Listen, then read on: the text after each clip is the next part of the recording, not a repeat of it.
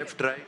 Right this is Rani sir. Hi, Rani. Sir first నుంచి కూడా అంటే మా ఫాదర్ వాళ్ళు కానీ వీళ్ళు కానీ చెప్పడం శివ మూవీ గురించి కానీ ఇంట్లో టీవీలో చూడడం ఓకే, బట్ ఫస్ట్ టైం థియేట్రికల్గా ఎక్స్పీరియన్స్ చేసినప్పుడు సో నిజంగా చాలా మంచిగా అనిపించింది సార్. నాకు సార్ని ఎప్పుడు మేము మన్మధుడిగానే చూస్తాము మాకు తెలిసినప్పటి నుంచి, బట్ ఆ లుక్స్ ఫెంటాస్టిక్ సార్.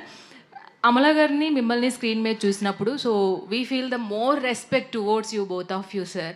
మొన్న కూడా బిగ్ బాస్లో చూసినప్పుడు కూడా పర్ఫామ్ చేసినప్పుడు literally goose bumps moment.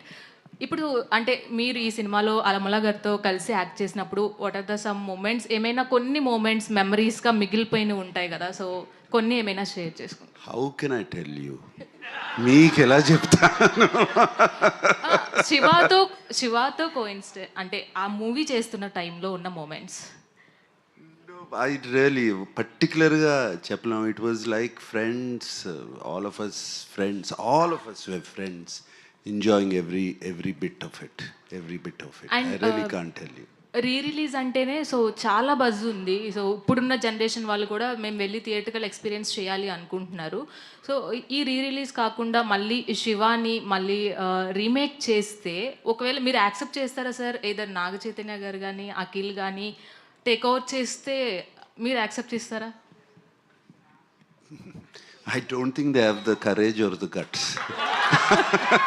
RGV good evening గారు. RGV sir. ఆర్జీవి గారు సార్ Here. ఒక నిమిషం సార్. శివ లాంటి బ్లాక్ బస్టర్ హిట్ ఇచ్చిన ఆర్జీవి సో ఎక్కడో మేము అలాంటి ఆర్జీవిని మిస్ అవుతున్నామనే ఫీలింగ్ ఇప్పటికీ ఉంది సార్.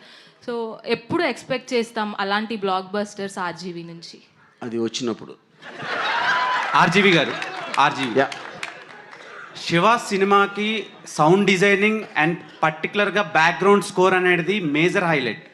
ఇళయరాజా గారివి అప్పటి వరకు వచ్చిన సినిమాలు ఒకలా ఉంటే ఈ సినిమాకి పర్టికులర్గా sound effects and sound mixing, పర్టికులర్గా మీరు ఫైట్ సీన్స్లో కొట్టే షార్ట్స్కి వచ్చే సౌండ్ ఎఫెక్ట్స్కి చాలా ఎప్రిషియేషన్ వచ్చింది. మీరు ఇళయరాజా గారు పక్క నుండి సినిమా మొత్తం చేయించుకున్నారా లేదంటే యాజ్ యూజువల్గా? ఒక 2 థింగ్స్ అండి. ఇళయరాజా గారికి అలా మ్యూజిక్ చేయాలి నేను చెప్పలేదు.